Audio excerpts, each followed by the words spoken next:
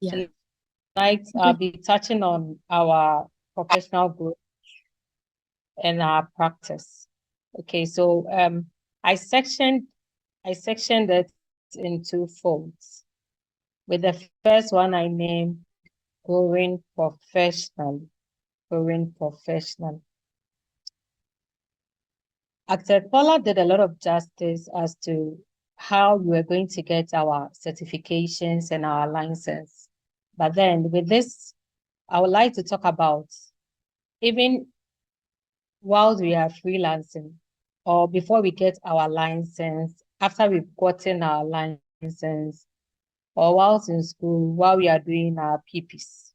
What are some of the things we need to do? What are some of the things that would help us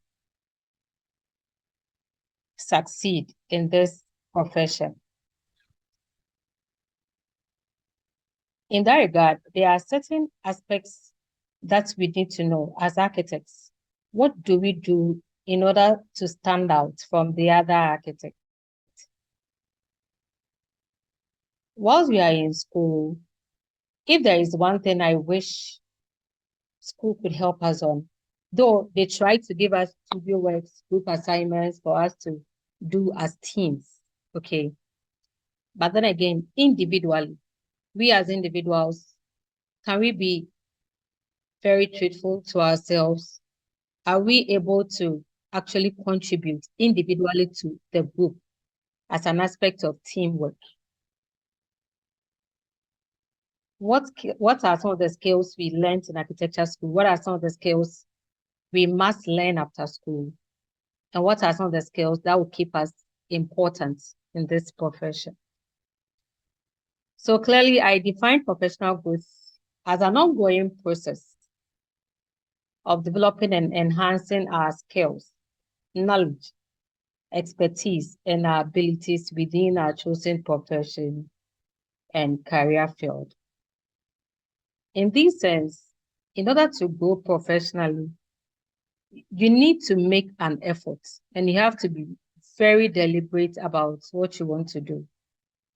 Those of us who were present yesterday, Dr. Banahine was quite specific as to you learning in order to improve. And growth in itself is painful, but very needful. Without much ado, we'll go to some of the sections and areas needed in our growth. So then we touch on the aspects of growth. All right. So skills development. Under skills development, let's consider our technical skills. Let's consider some of the softwares that we use. While we are in school, we are quite privileged to be using, let's say, the BIM softwares. But is that all? Is that the only thing that will make us important in our chosen field of career? Some of us have an advantage of art, right? Some of us are already good at visual art, so we can sketch our 3Ds and other things even before we move to the various softwares. But with this presentation, I would like to touch on enhancing other skills beyond our technical skills. Our technical skills are very important. Without these technical skills, I'm not sure if we'll be able to present to clients the way we would love to. Or some of us, sometimes you have the idea, but how to present it is the problem. So indeed, the technical skills are very important. But to keep us vital in this field, aside enhancing our technical skills, you need to make sure you develop your soft skills as well. So what are some of these soft skills I talk about?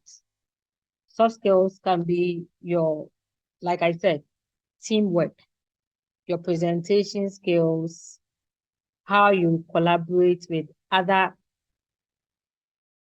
consultants. Mind you, it's a built environment and you don't do things by your own. You don't do things alone by yourself. Even if you were just practicing as a group of architects in a firm, definitely you may have to think, you may have to partner, you may have to reason with other people? What are some of the things you need to improve upon? Yes, you have your skills, you have your drawing skills and what have you. But if everybody finds it difficult to work with you, how then are you able to carry out your masterpiece? So in all of that, enhancing our soft skills, our technical skills is very, very important. And going forward, you need to know yourself. You know yourself better than anybody does. So if you know you are good at drawing, you know you are good at sketching, architecture goes beyond that. All right. So what are some of the things you need to improve upon to stay vital and important in our domain? So once in a while, you need to make it a point to do a research as to the in-depth analysis that is making architects vital in today's trend. And there are so many instances whereby you find architects who are very good technically. Even while in school, I think some of us have a feel of that. Some people are able to do their work, but when it comes to presentations, they are not able to present. Why is this so? And trust you me, the field work, the practical way of architecture goes beyond just designing. You need to find a way to talk to your clients. You need to find a way to appeal to your team members, to share an idea, to collaborate and make everything work. Then the next thing I would also like to touch on is mentorship and continuous learning. I was quite privileged to work with few other architects, right? And many a times, one of the things common is that immediately after school, we are so green. I was like that. I wasn't an exception. We are irrespective of all the accolades we might have achieved in school, best in this, best in that. When we come to the real world, there are some things we do lack. So I beg of us, let's be willing to unlearn, to learn new things. When we go into our various offices, you see, the essence of internships, KNUST, Central University cannot touch on everything that you need to know as an architect. But then after school, or let's say during our long vacations, it behooves us to attach ourselves to firms for internships. A lot of us think it's a time to play around. And even some firms, I don't blame us because some of the firms, when you go there, it's like nobody notices you. Nobody pays attention to your presence, but it's about you. At this time, who are your mentors? By now, you should have given yourself like 10 people that you're aspiring to become. Foreign architects, local architects. I am not saying, let's say, get a specific architect and design in that manner. I know way back in school, we did designs like in the manner of Frank Gehry, in the manner of Frank Lloyd Wright. Yes, all these things are very important. But this mentorship I am talking about goes beyond designing in their manner. Because the profession architecture is not just about design. It goes beyond designing. All right. So at least find a mentor. Keep learning. You never stop learning. We live in a world where AI is in a niche and everything keeps advancing. How would you stay relevant? You need to keep learning. And you must be ready to unlearn, to learn new things. I remember when I went to a firm where all the senior architects there were using AutoCAD, all right? And it was only one senior architect who used Revit. And our principal architect was from AutoCAD. Like, he liked sketching a lot. So you sketch, you make sure all your sketches are accurate before you move to the softwares. There comes a student who is so crazy about softwares. And I don't really like sketching. But he took his time. He taught me the relevance of sketching before moving to the computer to do the work. And mind you, it is something that has lived with me. And it is something that, let me say, I really appreciate him for that.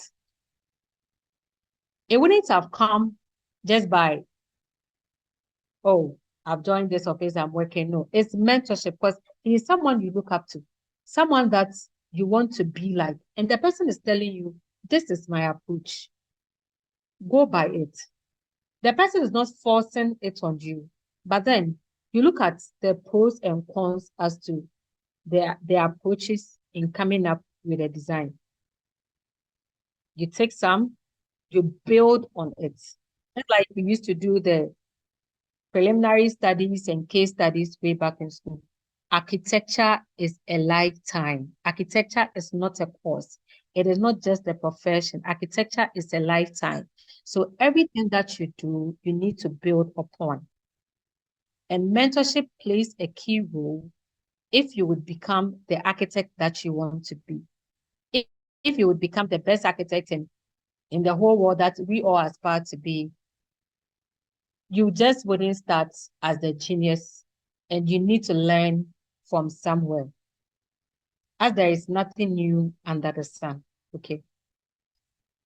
Then education, training, and retraining. Perhaps after school, or let's say immediately after undergrad, a lot of us are confused as to continue the master school course, go back. It is not a race. And one beautiful thing about architecture is because it's a science and at the same time it's an art, it has this touch of life. So it's up to you to carve how you want it to be. But what I need you to know is that it is very, very important to go through the necessary education, training, and retraining. Even after school, they organize CPDs. Okay, and these CPDs, we shouldn't take them as just anything, something that GIA is doing, which is boring. Why should I go and waste my time and sit at GIA meetings? It's boring. What do I have to learn? Please. You have to learn all the time. You need to update yourself. You need to upgrade yourself, courses upon courses. Stay relevant. And in order to achieve this, it means you need to go through a lot of training and retraining. It shouldn't just be architecture. It's a built environment. Sometimes when you realize that the quantity surveyors are having seminars, join. When material scientists are having seminars, join. There's nothing wrong with that. Mind you, as an architect, you are prescribing materials and you don't have much information as to the proper material to prescribe. And even some of us, after doing the drawings, we leave it there. We don't specify the kind of materials for doors. We just go by, oh, tiles, porcelain, this, that, and we end it there. And we leave the quantity surveyors to specify for us. For best practice, if we know that much, if we've able to go through the necessary training and retraining, and at least we are able to meet our allied consultants as to in what domain should I impose. I don't mean to say you should impose yourself on your allied consultants. No, but you are the designer. The concepts with which you are designing, a lot of them originate from you. But as the case, we are just in love with our softwares and our designs, and aside designing, we are not willing to enter into other fields. But if we train our minds that, okay, even though I'm an architect, I work with services engineers. In that sense, Why don't I also kind of acquire certain courses, certificates in, let's say, building services and engineering?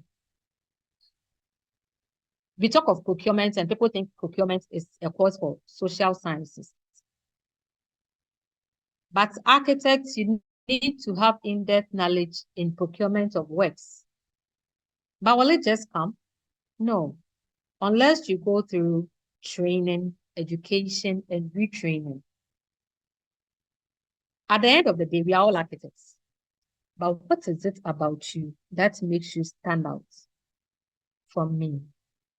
What is it about you that makes you stand out from architect's life?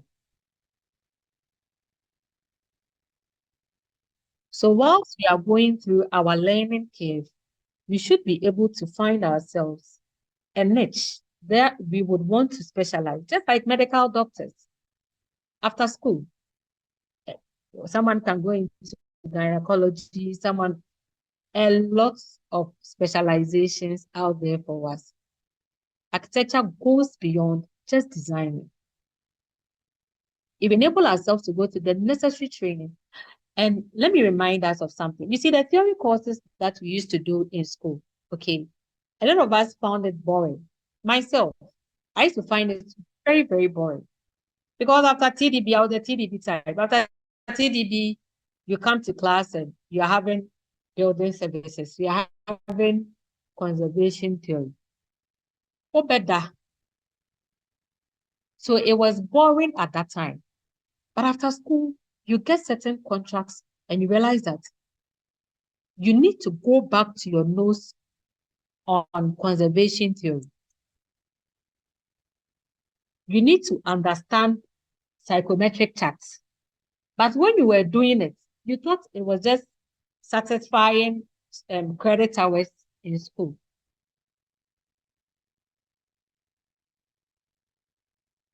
All these things are relevant in our professional growth. So I would say that in as much as we try, in as much as we are aspiring to be who we want to be, we should have it at the back of our minds that, can I be an architect and also be very good at this as well? And not just becoming an architect, all right? And sometimes you need to involve yourself in the profession, involve yourself in everything that happens, both in the office and on site. I have this experience with one quantity surveyor, okay? We were discussing retention before I wrote my professional practice exams. We were discussing retention, and retention is something that you wouldn't learn in school. Payment certificates. You don't prepare payment certificates, but as an architect, you need to know all these payment certificates. How would you know? Unless you involve yourself with them, unless you get your hands dirty on the project, unless you become a part of the project. We should take our minds off the habits that, oh, we are fulfilling a requirement.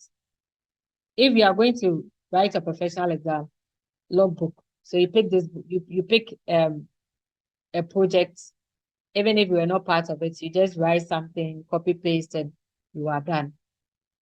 It will find its way back to you. Even if you are copying and pasting, I am begging you, understand it. Understand everything that goes on in the field. Understand everything that goes on in our offices as well. And these things will be easier through the hands-on training and hands-on experiences. Setting out. Why would you want a contractor to set out for you? There's no problem with that. Maybe that is what the contract says. But after the contractor has done the setting out, you have to go there to supervise and make sure, yes, it has been done according to your drawings, according to your standards. But as the case as an architect, you have no idea as to how to set out. How do you go about it? It means you need to learn from somewhere. You wouldn't know everything from scratch. Every day, you must learn. Be ready to learn new things. Learn from everybody. Learn from everybody in this field of practice, including the least of the laborers you meet on site. We make that mistake of being bossy on site and I'm the architect in charge of this and this and that. Mind you, experience is key. Experience goes beyond certificate. I am not saying that take what they have told you. You are the team lead. If anything goes wrong, we're asking you. But as an architect, one of the things that would make you important, one of the things that would make you stay vital is your ability to listen. Just listen. And have the mind to decipher, have the mind to prioritize what to do, what not to do. Because if you are that type that wouldn't listen, you are going to get a team of work, a team of professionals, or let's say artisans, who would leave you and to fall into a ditch. Imagine as an architect, you've set a project timeline for yourself, and your team members are not responsive to your timelines because of your personal attitude towards them. Like I said, beyond the technical skills, you need to enhance on your soft skills, your ability to negotiate. Are you the type when you go to sites that you know you are using day works, then it's 4, pay your contractual terms. You said you close at 4, you close at 5 p.m. But then you need to escalate. So you tell your team members, oh, because project timeline is almost due, I want us to work day and night. How would you approach it? Or you just tell them, masa, mobile juma day and night. You see, all these things must be learned. How your team members approach you. Are you the one that everybody fears to come to? Are you the one that you are the president, so not approachable? In that sense, if something is going wrong, who is able to tell you? Yes, in the field, there is something called chain of command. So there is a chain of command as to communication. This person reports to this, that person reports to that. Yes, that chain of command is there. But then, in order to help you, in order to stay relevant and for you to survive easily, okay, not find yourself wanting, find a way to get what you want. It should be part of your leadership skills. Find a way to make your workers work for you. Find a way to make your team members respond to your project demands. At the end of the day, everybody is happy. The one other key thing is the professional branding and marketing. In this day and age where the internet is super close to us at the twinkling of an eye, what are we doing? But then the profession has its own rules and regulations. You know that you can't be doing, you can't set up your own architectural firm and say, we do architecture drawing, so and so and so, like what you've been seeing around, being exhibited by the draftsmen. Okay, it's against the code of practice as an architect, right? But we have our specifications as to marketing. You can have your websites, what to sell out there, even t-shirts branding, the lettering of what to write there. If you want to have a signboard, we don't even do signboard, but an identification, the size of lettering there to put there. Yourself as an architect, what is your brand? we talk of these famous architects, and there are some key things about them. They are very, very consistent in what they do. They are consistent in their branding. They are consistent in their style of design. What is your brand as an architect? Or anything goes. You do whatever comes your way. I know we are just starting, so you would have to find your ways through before you can tell yourself, okay, I've specialized in health facilities, I specialize in residential buildings, I specialize in, let's say, interiors, I specialize in furniture design. Your branding on Instagram, what is it that you are selling? On Facebook, what's niche are you carving for yourself?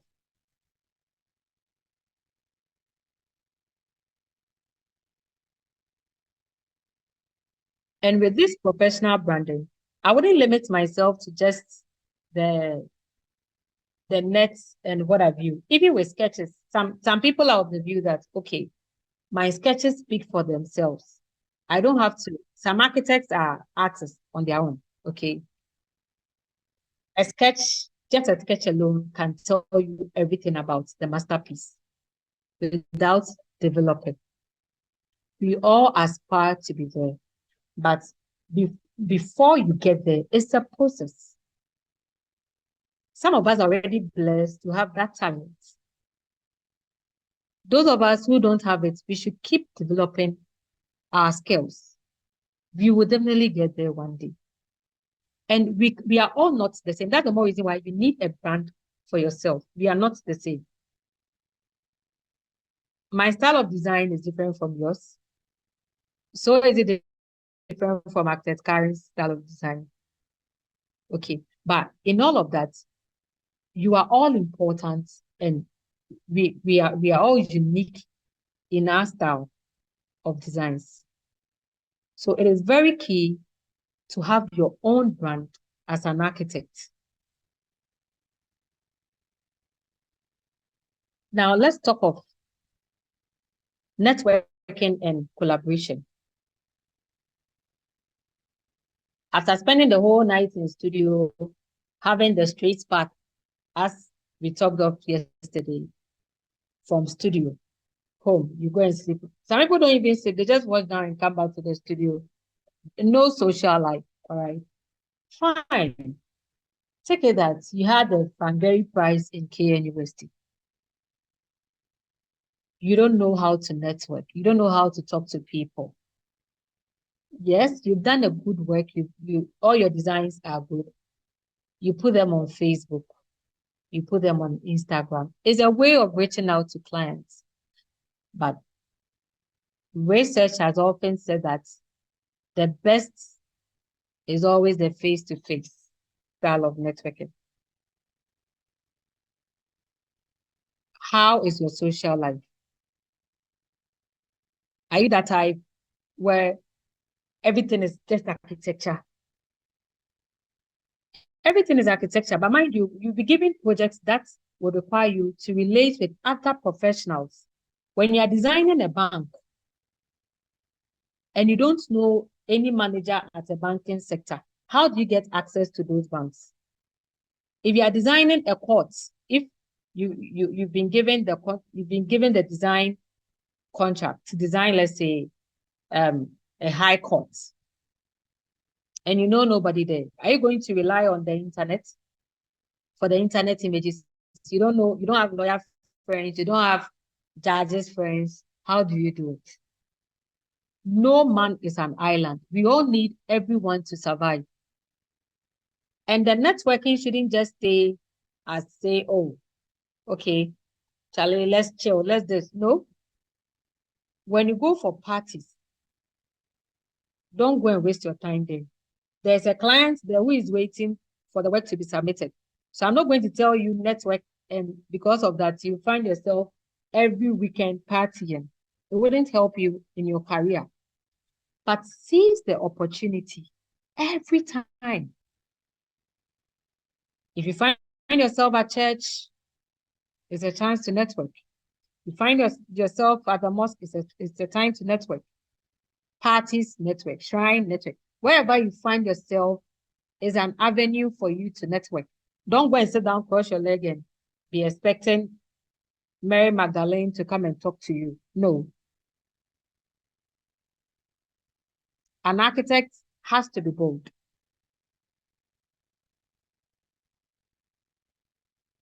And in our networking too, we need to be very consistent. And there are some key people you need in your life. You never go without a QS. You never go without a structural engineer. You never go without a technical engineer. Our allied consultants, very key. Network with them. Our MEPs, network with them. Sometimes you'll be doing a design, and mind you, the MEP consultant that you know who has been doing your projects for you is very busy. Particularly that you know like 5 MEP engineers. Quickly, you can just go to, oh, Charlie, make we meet for some wine here. As you talk, you can come up with a design. Oh, I want to do this. Oh, I want to come up with this lab and this ultra modern lab, and I don't know where to put my shoots, this, that. I've tried placing them here, but it's conflicting with my left. How do I go about it? And it will marvel you within an hour. You can come up with something more tangible. That if you are sat in your room, if you are sat behind your PC, if you are sat behind your drawing board, it will take you 2 weeks and you'll be going through design blocks to accomplish it. So networking and collaboration is very key in our line of work. Everyone is a potential client.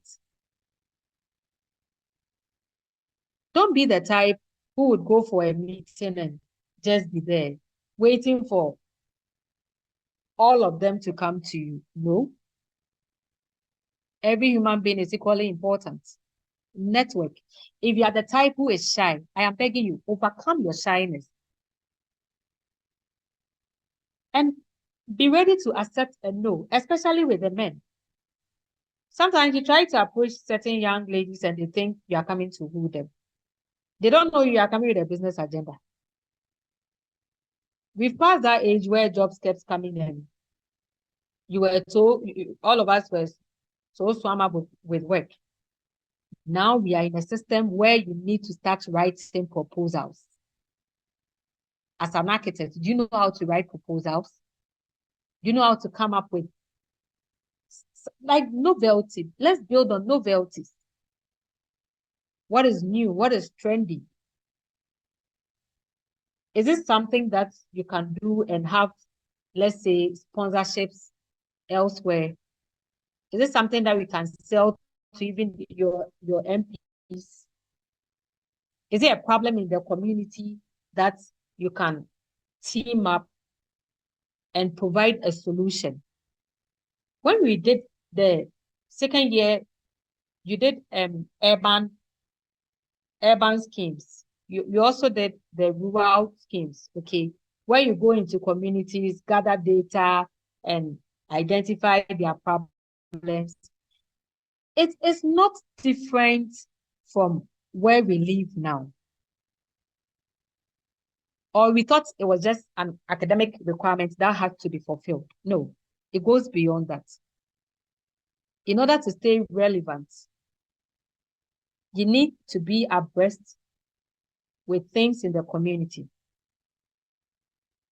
things in the society, the environment, sustainability. Or we thought it was just something we write under our introduction sheets and that is it. No. Be inquisitive. Sometimes, even when you know, say, oh, Charlie, I don't have so much knowledge about this. What do I do? That is the more reason why you have senior colleagues. You have your principal architects. You have your mentors. They are there for us. Let's worry them. Anything that baffles you, talk to them about it. Yes, sometimes they might find it crazy, but I'm yet to meet an architect who is not crazy. You need to build on your craziness. Me, but the more you tell me I'm crazy, the more I love it, because it is your craziness that makes you unique. If you are to think the normal way, you end up ordinary. Be wild, be crazy, be you.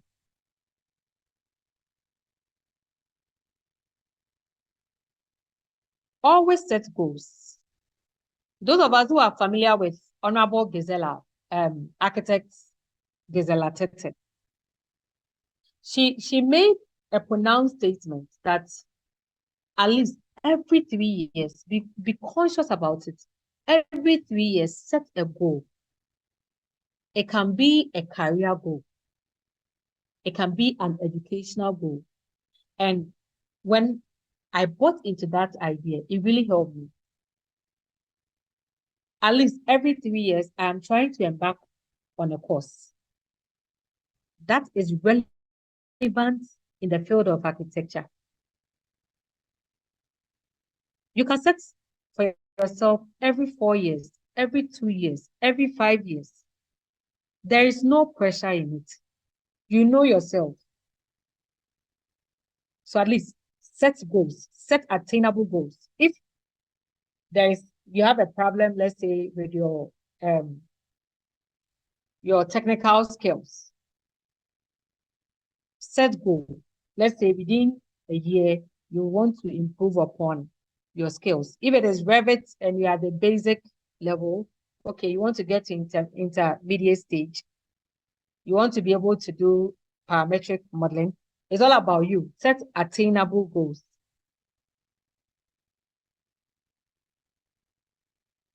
Are you that type who wants to do other things? Say, I want to go into vertical circulation because I am yet to see many architects in vertical circulation. You want to do crazy things about, say, horizontal circulations because we are used to lifts. But is there a way that I can do a circulation from point A, point B horizontally, not vertical? Do your research. And it all comes to the goal that you set. The more you set your goals, the more you are enthused to do your research. And the more you try to build upon yourself. Now, ethical and professional behavior. As architects, we have our code of ethics.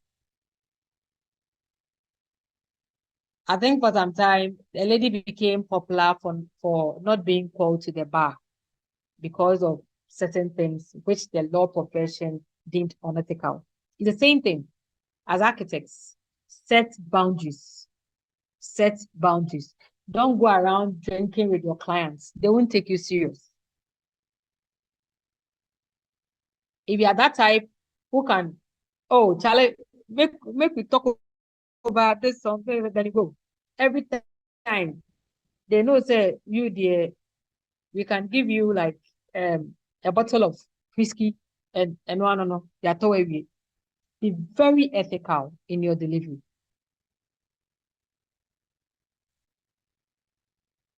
If you give a client a deadline, try as much as possible to deliver. If you can't deliver, please send an email or send a message to that effect. So reasons I can't be able to go about it. And me, I'm very blunt. I'll tell you, this is one of the professions that you get clients wooing you, both at the feminine side and at the masculine side. There are instances where female clients will tell male architects, if you don't sleep with me, I won't give you the job. And there are instances where male clients tell female architects, if you don't sleep with me, I won't give you the job. Remain ethical. And I'm repeating it, remain ethical. Even if you are the best and you are not able to stay your ground, you are not able to respect your boundaries, so far as the practice is concerned, you'll be disgraced. Are you that architect who finds it so easy supplanting another architect? When you go to meet a project that has been started by another architect, what do? You just don't take over. Make sure you know why that architect left the project. For all you know, whatever he tells you may be saving you. I remember I took over a project in Kumasi where apparently 5 architects had been on that project. And the problem wasn't the architect. The problem was the client. He thought he could always have his way around, where he would impose change this, change here, do this, do that, without going by the contractual terms and agreements. And this client will tell architect A that, oh, okay, architect A was on his or her own. Now architect B came, then client told architect B that architect A took my money and architect A is not forthcoming with the project. So imagine if architect B had met architect A, aren't you sure perhaps he or she would have been conversant as to how to deal with this popular client? So please, from today, let's all go online, code of ethics for architects. Be abreast with it. Know your ethics as architects. Know what to do and what not to do. It is very, very important. It's like being part of a community without knowing your symbol. You don't even know your values and your worth. Know what you stand for. And ethics include professional charges. I'm sure architects like discussed that with you yesterday, so I wouldn't go into that. All right. And professional behavior is super key. So please, it's very essential that in order to grow in this chosen field, this lovely field, keep these things at the back of your mind. And once you climb this journey, there are ups and downs, irrespective of, they keep saying experience is the best lesson. Yes, it's very true. Always have a reflection. Always have a self-retrospective of your growth. Assess yourself before another person. And there is nothing wrong with it. Letting someone else assess you, there is nothing wrong with it. When you pick project A, you need to be able to know, oh, what went wrong? What made project A successful? What could have been done? What are the things I am taking from project A to project B? Do you get it? And these things we put together and call them lessons learned. And in project management, it is very important to have your data on your lessons learned.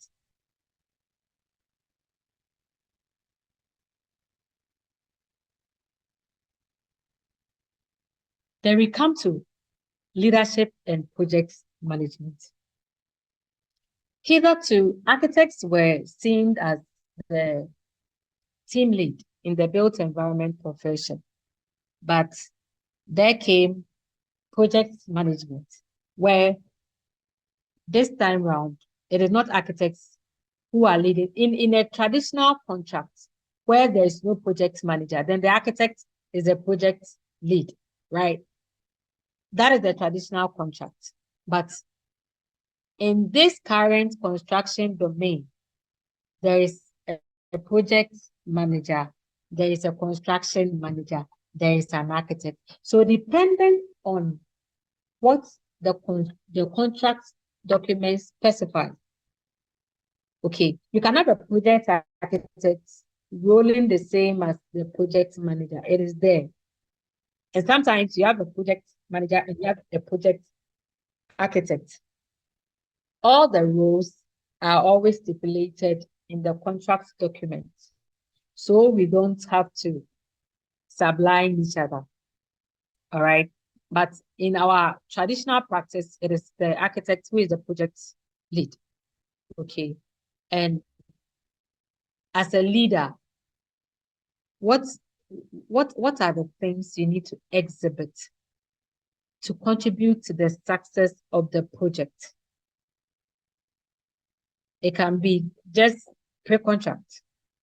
What are the things you are bringing on board to contribute to the success of the project?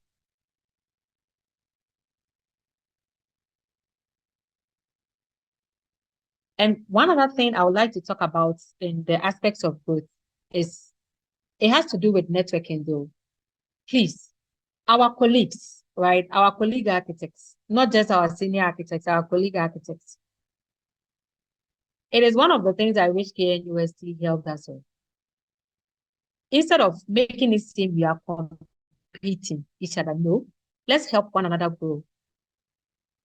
Check on each other, check on one another. Let us all grow together. If there is a project that you feel say, oh, this person is very good at this, bring the person on board, discuss it, work together.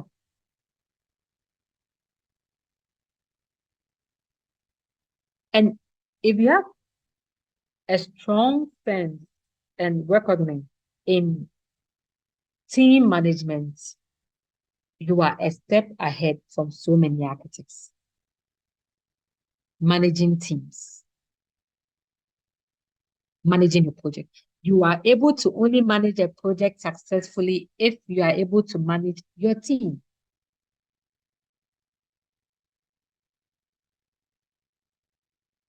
Don't think you'll be in your room and do working drawings, do MEP drawings. No, you can never design MEP better than the MEP engineer.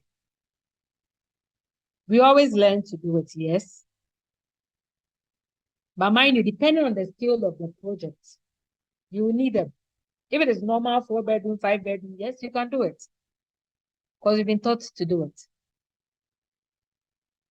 But if your networking is key, you can just give it to your MEP friend to do it for you, not even at a charge. Why wouldn't you chance upon this and worry your head? So I'm begging you, in order to grow successfully in this profession, these things are very important. Your portfolio, build your portfolio. You can be there and a client would ask you, can you share with me your works? Mind you, there are so many clients, especially the real estate people. If you make a mistake and you share your designs with real estate people, and this is what most of them do. After taking your 3Ds, then they ask you, okay, so with a scheme, this, some of them, they even go to an extent of telling you their cash flow. They discuss all these things with you in order to build credibility. But instead of you sending your portfolio, you send your 3Ds without watermark. I am telling you because I have been a victim of such things and I learned a painful lesson. I wouldn't want you people to repeat it. After sending your 3Ds, they put their watermark there and own it, forgetting that as an architect, you own the copyright. So you can sue them if they do that anyway. But wouldn't you have been better off? Wouldn't you have been better off avoiding that conflict by giving them a portfolio? They want to see your prowess. They want to see what you can do. So please, let's keep it up.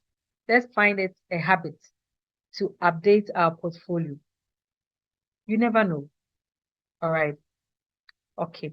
So in that sense, with the things that's going to help us in our professional growth, all right, I think the key things, the very common things I've touched upon them. So in that much, I want us to go into project management in itself as architects. Like I said, if there is no project manager and it's a traditional contract, you are the project manager. Have it at the back of your mind. Without necessarily having your PMP certification, you are the project manager. But now there is a need to have your PMP certification before you can call yourself a project manager, before you can be employed as a project manager on a project. Okay. But let's communicate on the common things as project management. You are an architect. You are managing a project. What are your roles? That is all. That is all you are going to talk about. You need to plan, organize, lead, control resources everywhere. So you are in this sense, you're not just becoming the designer. You are in charge of procurement. You are in charge of change requests. You are in charge of resolving conflicts. Huh? So imagine you've not built on other things. How would you be able to settle on the rest? How would you be able to settle on the rest? Okay. So if anything at all, I beg of you to at least find contracts. Okay. Be very key on finding contracts. All the time, form a contract with yourself, your clients, the project demands, and everything that you need to do. Maybe after some time, I understand, I just checked the chat and I understand my time is up. And we'll touch on pre-contract and post-contract another time. All right. Okay. Thank you. Thank you, Aklinda.